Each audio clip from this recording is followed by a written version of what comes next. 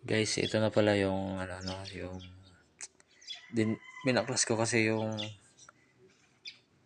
yung soldering na may digital display. Ang ay nahulog pa.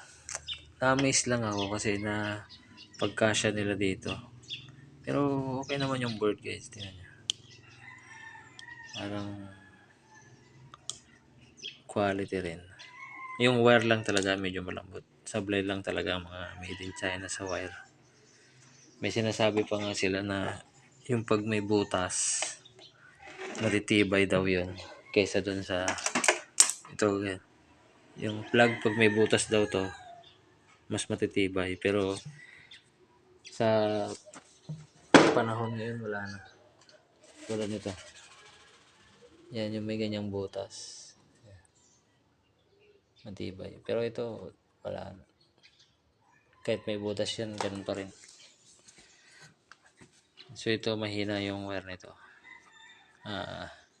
Yung plug, itong plug na to okay, pero yung wire kasi malambot to. Pero yung board niya guys maganda. At ito yung medyo inaano ko pa ito replaceable talaga siya. So natatangkas. Pwede mo siyang hugot-hugutin lang. Hindi ka na yung nagsusolder. Dito lang dun sa isa natin ka. Ito. Nakaganyan siya dyan. Tapos pwede mong hugutin. Yan. Diba? So pinaganda na at pinadali na yung natin yung pagpapalit ng heating element. Ito ceramic to. So yan. Wire lang talaga yung sablay. Bali binuksan ko kasi kahit may warranty pa to is ito nga 100 watts siya. So ito ite-testing ko ng kukunin ko yung niya, yung resistance kung ilan. Kasi parang nakukulangan ako sa init kagabi. Yung init ng niya. So baka magpalit ako nito. Yun nga nakita ko na sabi ko baka mahirapan ako magpalit. Magsusolder pa ako pero hindi kasi nakaano pala siya. Meron siyang socket. So magandang tulong na rin to.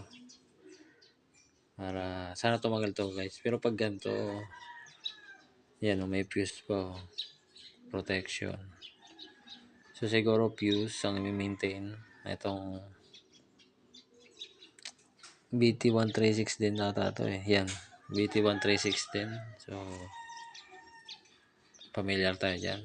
Tapos itong display nya digital IC.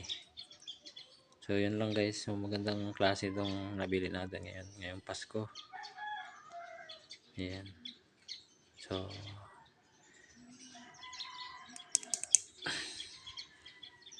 palitan ko lang ito ng heating element. Yan lang guys.